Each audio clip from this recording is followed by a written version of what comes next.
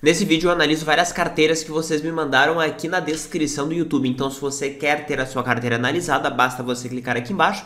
Também aqui você encontra vários documentos gratuitos, e-books que eu já montei para você poder estruturar uma carteira de aposentadoria global. Mas lembrando que agora, dia 27 de junho, nós teremos um evento que se chama a Jornada do Investidor Global, em que eu vou mostrar para você em detalhes justamente este passo a passo de como que você vai estruturar uma carteira de aposentadoria.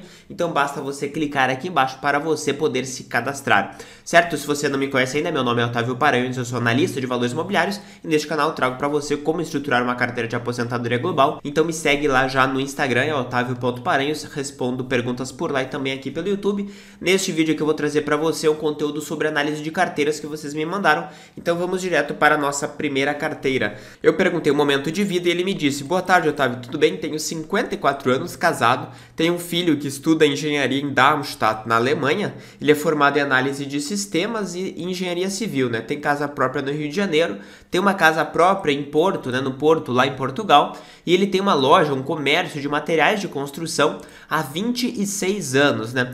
Sempre investi em terrenos, isso é algo que ele vai falar bastante aqui, pois também construía casas para vender, né? Então ele também fazia esse empreendedorismo no setor imobiliário. Aí ele menciona que a esposa já é aposentada numa multinacional, mas ainda não pelo INSS, porque ainda faltam 5 anos. Aí ele falou que começou a investir em bolsa agora no início de 2023, então faz aí 1 ano e meio aproximadamente. No início da pandemia ele começou a estudar sobre o assunto e descobriu que havia perdido tempo. Aí ele falou que hoje ele tem esse capital aqui, ó, 520 mil reais em previdência privada, que eu não sei o que é, porque a previdência privada ela é uma casca tributária em relação aos investimentos, então ela somente dá para você benefícios fiscais, mas ela pode ser investida em renda fixa, em renda variável, então o fato de você investir em previdência privada não me diz muita coisa, tá? Mas vamos lá, 710 mil em renda fixa, 260 mil em fundo imobiliário, ele vai especificar melhor aqui, mas é uma parte em tijolo, portanto participações, renda variável, e outra parte em renda fixa. Depois ele investe 350 mil reais, ou seja, 70 mil dólares aproximadamente, em bonds nos Estados Unidos, em renda fixa americana. E ele falou que está arrependido. Isso é muito comum, né? As pessoas adoram entrar na onda do que está acontecendo no momento. Agora é bonds, porque a renda fixa americana passou a pagar um pouco mais. Também o pessoal adora entrar em semicondutores, adora entrar, haviam entrado antes, né, em cannabis, em marihuana, em outros tipos de ativos extremamente arriscados de curto prazo, baseados em narrativas, né? Então aqui ele investiu em renda fixa também, muito provavelmente totalmente desalinhado com o perfil dele, e também investe ali 305 mil reais em ETFs na Irlanda. Ele aporta 6 mil reais por mês, aí ele menciona que já está incluído os rendimentos dos fundos imobiliários. Veja, então seu aporte não é de 6 mil, tá? Porque 6 mil reais nada mais é do que uma parte da liquidação do seu próprio capital pelos gestores dos fundos imobiliários, que vão liquidar o que eles possuem, que na prática é o caixa do fundo imobiliário, e transmitir para você. Então não se trata de aporte nenhum, tá? Se trata simplesmente do retorno dos seus investimentos. Aporte é o dinheiro novo que você traz para a sua carteira engordar como um todo, tá? Então 6 mil não é o seu aporte é bem menos do que isso. Até porque você investe ali, ó, 260 mil em fundos imobiliários. Se você tiver um dividendo entre 0,8% e 1% ao mês, você vai ganhar 2 mil reais por mês em dividendos, então o seu aporte líquido ficaria mais próximo dos 4 mil. Aí você menciona que tem 3 milhões de reais em terrenos que ele colocou à venda, mas a venda dos imóveis é um processo demorado, etc, né? Aí eu pergunto quais são os desejos na vida dele, né? Aí ele falou que hoje ele trabalha para conseguir terminar com a loja da melhor forma possível, a loja de materiais de construção que ele tem. Ele pretende ir dividindo o espaço em lojas menores e alugando ou até vender futuramente. Então é bacana isso, então, porque aparentemente lá no imóvel que ele tem a loja de materiais de construção, ele pode fazer essa divisão. De fato pode otimizar bastante, pode gerar para ele um retorno bem bom aí em vendendo esses espaços comerciais. Acabando o comércio, ele iria para Portugal. Tenho a cidadania italiana do pai e portuguesa da minha mãe, o meu filho e esposa também. Então a família dele já tem ali a possibilidade de ir para a Europa. Inclusive o filho dele já está em Darmstadt. Aí ele menciona que conseguindo ir para Portugal, ele não pretende parar. Ele gostaria de tentar um emprego. Se tudo der certo no mesmo ramo da engenharia, provavelmente ali você vai conseguir eventualmente até com algum tipo de conexão do seu filho, né? Já que hoje é permitido transferir o CREA brasileiro para Portugal. Em Portugal, como já temos casa própria, não precisaríamos de muito para sobreviver. Aí ele menciona que gostaria de 3 mil euros, o que daria ali mais ou menos 16, 17 mil reais por mês, o que de fato é bem factível, né? Considerando que você não tem o gasto de moradia, o gasto de aluguel ou o gasto de algum financiamento imobiliário. esse valor tende a ser bem suficiente ali para morar em Portugal. Aí eu perguntei os maiores receios, aí ele falou que não gosta muito de pensar em doença, né? Aí ele falou que não acredita muito mais no Brasil há muito tempo, não vê uma solução de longo prazo para o Brasil, mas querendo ou não, você acabou enriquecendo, podemos dizer assim, trabalhando também no Brasil, né?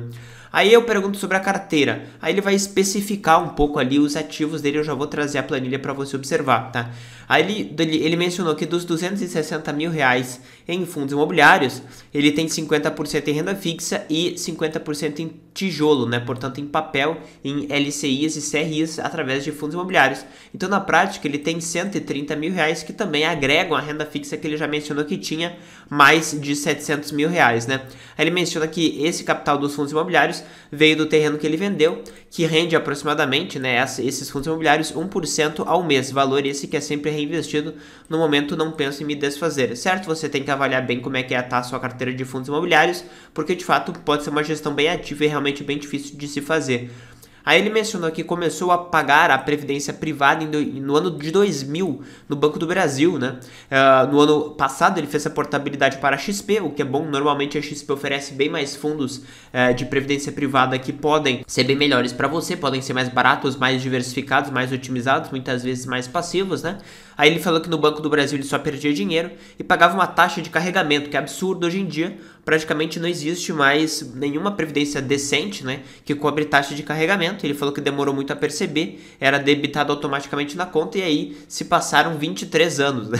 Então realmente é algo que você eventualmente tem que fazer, é um pente fino ali nos seus investimentos para sempre verificar se você não está sendo tributado ou se você não está sendo cobrado alguma taxa adicional, né? Aí ele menciona sobre a renda fixa dele, né? Ele investe ali em ETFs, bonds, né? Vieram de vendas de imóveis também. Então todo o capital que ele tem, que ele investe ali no último ano e meio, veio da venda de imóveis até para conseguir acabar com a loja. Não pretendo mexer com a minha renda fixa, pois é a minha reserva. Não, perfeito, faz total sentido, né? Quando você tem objetivos de curto prazo, principalmente em uma situação de mudança de país, em uma situação de liquidação de empresa, é necessário que você tenha bastante caixa, porque sempre aparecem alguns gastos imprevisíveis, né? Aí ele mencionou que o foco é ter 100% em ETF de acumulação sediado na Irlanda, que é o que eu realmente acredito. Excelente, né, que você tenha percebido que de fato investimentos mais diversificados, que de fato são passivos, que não vão tomar de você o seu tempo, são aqueles que de fato funcionam. Aí ele menciona que ele tem 61 mil dólares, o que daria ali 300 mil reais investidos nesses fundos aqui. Quase nada, né? Tem ali R$1.000 investidos no Amplify Lithium and Battery Technology ETF, que é um ETF bem temático, bem típico daquilo que está funcionando agora e que provavelmente não vai funcionar no futuro, porque tudo que é tendência de alta tende a reverter, certo? Ele investe também 0,85%, o que daria ali uns R$2.000 aproximadamente.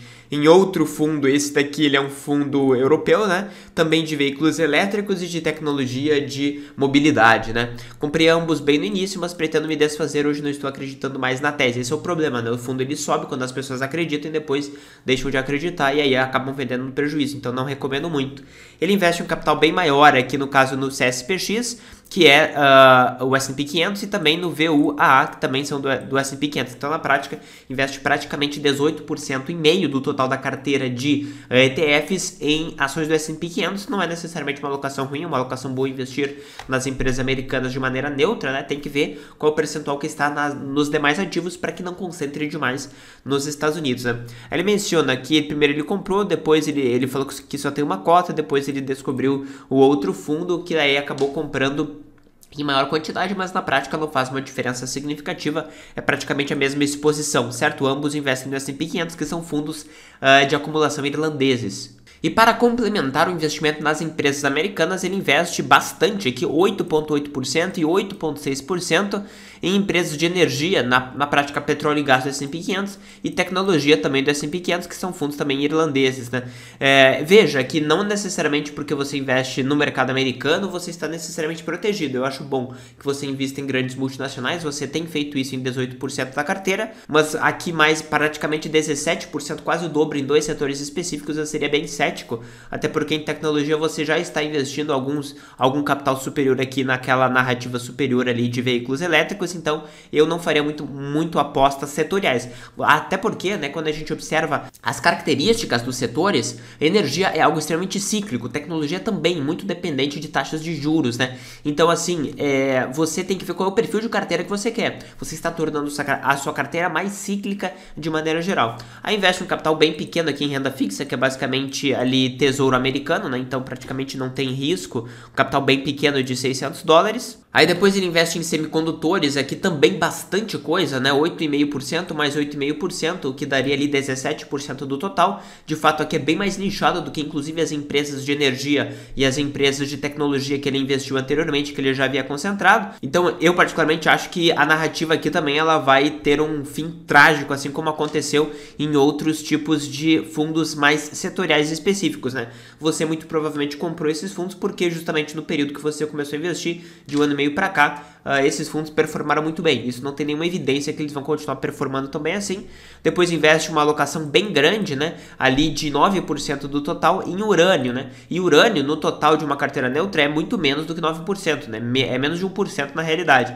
Aí ele mencionou que acredita que com a retomada das usinas nucleares, né? Esses fundos de urânio eles vão se valorizar bem. Acho que depois do início da guerra da Ucrânia, perceberam que o desligamento das usinas não foi uma saída muito inteligente. Bom, você tem essa narrativa e na realidade todos os outros investidores também já têm esse conhecimento de guerra na Ucrânia, de riscos energéticos, de riscos geopolíticos, e tudo isso já está precificado nas suas ações de urânio. Então eu seria um pouco cético em relação a isso. Até quando nós observamos o preço do urânio de 2007, 2008 até agora, a gente vê claramente que é uma commodity, né, extremamente cíclica e que você está comprando justamente em um período em que o mercado ele já reconheceu a necessidade do urânio justamente pela alta da demanda, né, de usinas nucleares, conforme você bem mencionou. Então assim, você já está comprando, né, o urânio na média, né, considerando que você está comprando empresas, com o preço da commodity que já se multiplicou por 7 vezes em relação ao preço que ela estava lá em 2019 e 2020. Aí ele investe aqui 8,3% no mercado global, né, no VWRA, que segue o índice FTSE All World. Ele também investe 8,7% em empresas de inteligência artificial, de novo, focando mais em tecnologia, além da alocação em tecnologia que ele já tinha feito em cima, além da alocação em semicondutores. Foca novamente mais 8,7% aqui em empresas de inteligência artificial. Então, quando nós vamos colocar na ponta do lápis a soma de todo o foco em tecnologia que ele tem, é de 35% da carteira, o que é absolutamente excessivo, tá? Então, é muito importante que ele reduza essa alocação nessas empresas de tecnologia o quanto antes. Aí ele investe também no IWDA de maneira sobreposta, né? Então ele tem vários fundos aqui que investem de forma neutra nas ações americanas, nas ações do mundo inteiro, depois só em países desenvolvidos. Depois ele investe em outro fundo, 5,19% no ISAC, que é um fundo que não investe no MSCI World, ele investe no MSCI ACWI, certo? Que investe no mundo inteiro. Ele acertou aqui quando ele mencionou que investiu no mundo inteiro, mas ele tem uma sobreposição, conforme eu mencionei, na prática de alocação neutra, né? Então ele investe nas ações neutras americanas com o fundo do S&P 500, depois com o fundo só de desenvolvidos, depois com o fundo de todos os países, depois de novo com outro fundo de todos os países. Claramente ele não tem uma estratégia aqui na forma que ele vai investir de maneira neutra, né? E aí a última alocação foi em Bitcoin, aqui 1,62%. Aí ele menciona, né? Esses ETFs são para serem usados daqui a uns 10 anos. Minha ideia é depois ir vendendo a cada 6 meses numa possível alta e realocar algum valor em ETF de renda fixa e ir vendendo mensalmente de acordo com os meus gastos. Na prática, então, ele tem a perspectiva de fazer essa acumulação por 10 anos e depois colocar praticamente tudo em renda fixa após uma certa alta, né? Então, assim, primeiro ponto, eu não ficaria investindo em grande medida em ações globais se fosse para liquidar tudo somente em 10 anos. Isso é um prazo relativamente arriscado. Eu manteria, né, até porque você é relativamente jovem, eu manteria por um prazo mais longo, afinal a sua expectativa de vida aí é de pelo menos 30 anos, então é importante que você perceba isso para que você mantenha suas alocações em ações ao longo do tempo, para que você tenha uma capacidade de geração de renda grande. Afinal, se você transferir o seu capital apenas em 10 anos para esses investimentos aqui de caixa, né, de tesouro americano, primeiro que a sua rentabilidade vai cair drasticamente, porque tesouro americano fica em linha com a inflação, de vez em quando tem uma rentabilidade levemente adicional quando as taxas de juros estão muito altas, mas isso definitivamente não é o padrão, então eu evitaria de forma total aqui ficar transferindo para tesouro americano, certo? Aí ele menciona que para os próximos anos pretende manter 38% no S&P 500, tendo, né, aquele foco em empresas de petróleo, aquele foco em empresas de tecnologia que eu evitaria, semicondutores, urânio, inteligência artificial e investir de maneira global também, né, aqui no FTSE All Cap Global, que é do VWRA, né, e também o MSCI ACWI, que investe no mundo inteiro. Então eu não faria essa sobreposição, investiria somente em um índice, provavelmente aqui eu colocaria somente no da FTSE, que ele é um fundo mais barato, certo? E eu não teria essa alocação no ACWI, que ele tende a ser um pouco mais caro. Eu evitaria todas essas alocações setoriais aqui de narrativas de curto prazo que você deve ter investido porque performou bem no curto prazo, afinal elas tendem a performar muito mal, principalmente num espaço relativamente curto de tempo, que é o que você mencionou de 10 anos. Certo? Aí eu perguntei o que você gostaria de me perguntar se estivéssemos em um café. Aí ele mencionou: minha esposa sempre foi fã da renda fixa, possui também previdência privada, bonds, fundos imobiliários, ações, mas sempre uma pequena parcela comparado com renda fixa. Eu sempre acreditei em terreno, né? Praticamente 100% da minha economia em imóveis, mas não tenho uma liquidez rápida. Hoje eu só acredito em ETF. Veja, você pode até acreditar em ETF, mas você tem que fazer uma separação clara aqui. Eu achei bacana que você de fato acredita em ETFs, mas aparentemente você não acredita em base neutra, você não acredita em eficiência de mercado, você não acredita nos filtros dos fatores que já são reconhecidos desde os anos 60, e é essencial, né, que você deixe essa mentalidade de stock picking como você tinha eventualmente no passado, para que você venha de fato investir de uma maneira mais inteligente em ETFs, porque agora você está tendo uma abordagem de stock picking, você está tendo uma abordagem de timing de mercado, você está tendo uma abordagem de eventualmente viés de ancoragem, viés de confirmação, por acreditar que você vai ter certo desempenho em alguns tipos de setores que não necessariamente vão desempenhar muito bem, tá? Naturalmente a gente trabalha isso em bastante detalhes no nosso curso de Investimentos Globais, cujas informações você pode obter mais aqui embaixo, mas assim, eu acho bacana que você, portanto, goste, né, do conceito de ETF, mas você tem que ter uma compreensão melhor sobre como de fato estruturar uma carteira que não é justamente apostando nessas narrativas de curto prazo, né? Aí ele menciona que a ideia, quando for morar em Portugal, é continuar somente com a previdência privada e talvez com os fundos imobiliários.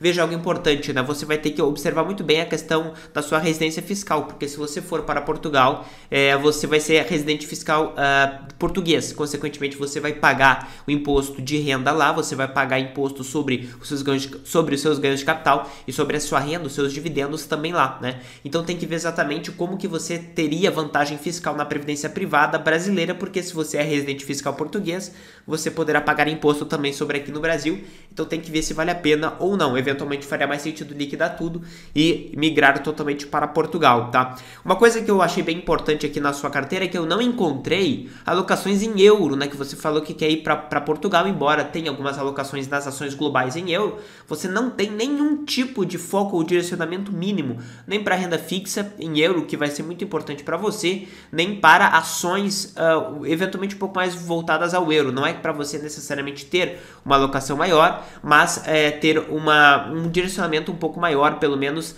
com foco menor, né, em ações americanas, que é o que você tem hoje, um foco extremo em ações americanas de tecnologia. Então eu consideraria fundos de renda fixa e fundos que têm uma concentração menor nos Estados Unidos e eventualmente um pouco maior em Europa, porque você vai morar em Portugal e você precisa reduzir o risco cambial versus o euro. Quando nós observamos a carteira dele aqui, a gente vê justamente, né, que do total que ele tem 5 milhões de reais aproximadamente. Dos ativos financeiros dele, ele tem 2.154.000, sendo que ele tem ainda, felizmente, um capital bem pequeno em ETFs irlandeses de 15% aproximadamente, então ele vai conseguir ajustar essa carteira, mas claramente eu não manteria os percentuais que ele tinha a pretensão de manter, né? Então, em grande medida, o que eu recomendo, né, se ele vai para Portugal, começar a montar com esse capital de renda fixa, com o capital de bonds nos Estados Unidos, eu buscaria liquidar esses ativos, obviamente mantendo o capital em renda fixa até conseguir liquidar os imóveis no Brasil, liquidar a empresa no Brasil, pegaria esse capital principalmente de bonds nos Estados Unidos e estruturaria uma carteira em euro, né, para que ele possa de fato usufruir em euro. Mas de maneira geral ele vai ter sim capacidade de gerar essa renda que ele quer, de aproximadamente 15, 18 mil reais, com esse capital dele aqui de 5 milhões de reais aproximadamente no total. Sim, é possível, tá? Quando a gente considera uma regra dos 4%, portanto, retirando 0,33% ao mês, ele poderia tirar 17 mil reais ao mês com uma certa taxa de segurança, então sim, é uma ótima possibilidade, certo? Indo para a próxima carteira aqui, né? Ele mencionou para mim que tem 30 anos, ele é casado, não tem filhos, emprego relativamente estável, ele ganha 24 mil reais líquidos, né? A esposa dele é médica e ganha 50 mil reais líquidos por mês. O custo de vida é de 10 a 11 mil por mês. Ele mencionou que vive de forma mais modesta, ele aporta 19 mil por mês e a esposa dele aporta 45 mil reais por mês. A reserva é de 100 mil e a dela é de 150 mil e ele tem 1,1 milhão de reais investidos. Ele mora de aluguel e não pretende comprar imóvel antes dos 40 anos. E a esposa tem 900 mil reais investidos. É interessante que a esposa ganha ali o dobro do que ele ganha. A esposa aporta o dobro do que ele aporta e ela tem menos investido do que ele, né? Temos que ver como é que isso daí se deu. Aí eu perguntei os maiores desejos na vida dele. Ele mencionou que é começar a trabalhar menos em 2047 com 53 anos. Ele quer trabalhar somente no período da tarde, aproveitar o restante do dia para outras tarefas intelectuais. Tem cidadania italiana, pensa em se mudar para Twin e daí ele pretende se aposentar ganhando ali o equivalente a 25 mil reais por mês. Em relação a receios, ele mencionou que tem uma boa cobertura de seguro de vida, não deve receber nada relevante de herança. Ele não tem medo do colapso econômico do Brasil porque ele já desacreditou do Brasil e ele tem cidadania italiana, então de fato ele poderia se mudar com uma tranquilidade bem maior, né? Aí ele menciona que o maior receio é ficar doente com algo grave. Ele menciona que é um investidor agressivo e não tem medo de oscilações de mercado. Ele já passou por várias oscilações e ele sempre investe todo dia 7 do mês. Aí sobre a carteira dele, ele tem 1.129.000 reais, que está 70% em base neutra global, no VWRA, não vejo problema em relação a isso. Mas veja que ele tem praticamente 23% em ativos de renda fixa, todos em dólar, né? O BNDX, embora seja sim um fundo de renda fixa americano, que vai investir em títulos de emissores de fora dos Estados Unidos, que não são americanos, ele vai trabalhar aqui com uma proteção contra a variação do dólar. Então, na prática, é como se tivesse exposição ao dólar, é como se fossem emissores americanos, como se fossem empresas americanas e tesouro americano pagando em dólar, tá? Então, ele não tem uma diversificação cambial nesse ponto, ele está exposto ao dólar com este capital que ele mencionou de 12%. Depois ele investe em dois fundos que são considerados de high yield, de maior risco, né? O primeiro deles é o SPHY, né? que é o portfólio High Yield Bond ETF, que é um fundo bem comum, né? Tradicional americano de high yield, da SPDR, quando a gente observa aqui o yield to maturity dele, ou seja, o quanto que ele vai esperar ganhar de rentabilidade nominal até o final do prazo médio dos títulos, é de 8,32%, né? Então é uma rentabilidade relativamente alta nesse ponto aqui, e ele tem um duration, que é basicamente um prazo médio de 3,2 anos, então é um prazo relativamente curto. Também ele investe num outro fundo da mesma SPDR, que também é do tipo high yield, mas é de municipal bonds, né? Qual é a diferença? Normalmente, para os residentes americanos, esse tipo de título de renda fixa municipal, ele tende a ser isento de imposto para os americanos. Não é o caso para os brasileiros, né? Mas para os nossos investidores brasileiros, ele vai ganhar aqui 5,3% ao ano de maneira nominal e bruta. Sobre isso você vai pagar imposto. Aí ele menciona que o equivalente, né, que seria, se você fosse um residente americano, seria de 7,7%, que é muito parecido com o fundo anterior, né? Um pagaria 8,2 alguma coisa, este paga 7,7, então de fato eles são de maior risco. Só que ele não vai ganhar o 7,7, essa daqui seria a taxa equivalente se ele recebesse o 7,7 e fosse tributado. Se ele fosse tributado nos Estados Unidos, ele receberia 5,2% ao ano. Então na prática esse fundo aqui para um residente brasileiro não é muito eficiente, porque ele vai acabar tendo uma tributação maior nesse ponto aqui. Quando nós comparamos, né, esses dois fundos, os dois fundos eles se comportaram de uma maneira muito parecida, né, aqui de 2013 até agora, nos últimos 10 anos. Em termos nominais, o preço da cota caiu aproximadamente 12% a 13%. Teve uma queda maior aqui a partir de 2021, 2022 por causa do aumento de juros nos Estados Unidos, mas o retorno total foi relativamente parecido, aqui entre 35% e 56%. Aproximadamente, considerando o reinvestimento dos ativos, e naturalmente por essa queda aqui do preço da cota, a rentabilidade futura esperada ela é maior, certo? Ela é bem maior para esses títulos de renda fixa. E por fim, investe aqui 7% em Bitcoin em autocustódia, isso aí você fica livre para especular da forma que quiser. Aí, assim, o que eu posso falar para ele, né? Se ele tem a pretensão de eventualmente se mudar para Turim, para qualquer outro país, também eu recomendaria que ele buscasse adaptar, se ele quiser reduzir um pouco o risco, que ele buscasse adaptar a uma renda fixa mais voltada ao euro, tá? Mas, dito isso, ele é relativamente novo, ali ele mencionou que tem 30 anos, né? Então ele não tem essa necessidade toda de renda fixa fora do país. Ele pode ter renda fixa nacional no Brasil, até porque as taxas de retorno geralmente são maiores e de fato vão reduzir o risco da carteira dele em reais, tá? Mas obviamente a renda fixa ela tem que ser investida de acordo com o prazo que você quiser gastar. Aí eu perguntei para ele, o que você gostaria de me perguntar se estivéssemos em um café? Ele perguntou qual foi a sua trajetória até se tornar esta pessoa equilibrada e pé no chão. Bom, não diria necessariamente que eu sou muito equilibrado, depende do ponto de vista. O fato é que as pessoas elas são reféns das suas experiências, né? E assim, quais são as minhas experiências? De maneira geral, eu sou uma pessoa bem conservadora. A trajetória da minha carreira foi mais conservadora. Eu sempre gosto de estudar bastante. Isso fez com que eu observasse, principalmente de história, até no colégio, uma das minhas matérias preferidas era história, de ver como as coisas se repetem, né? E é impressionante como a gente observa o comportamento das pessoas e de que as pessoas acham que a história a partir de agora vai ser uma nova projeção nova que foi feita, que tudo será diferente, que o mundo será mais bonito, que as projeções que eu faço serão as verdadeiras, quando na realidade isso daí é tudo ilusão, tá? Então, assim, é simplesmente um estudo um pouco mais detalhado da história para perceber que na história não existem vilões, não existem mocinhos, que ninguém é perfeito e que também ninguém tem capacidade de prever o futuro de maneira milagrosa, até. Então, é simplesmente essa abordagem mais cética, né? Essa abordagem mais cética em todas as esferas da vida, né? De maneira um pouco mais pragmática. Mas a recomendação que eu faria para ele, portanto, é manter a alocação global que ele já tem e evitar essa alocação em renda fixa americana, né? Que hoje ele tem, que é uma exposição muito grande ao dólar, praticamente ele tem 25% da carteira com exposição direta a promessas de pagamento em dólar, né?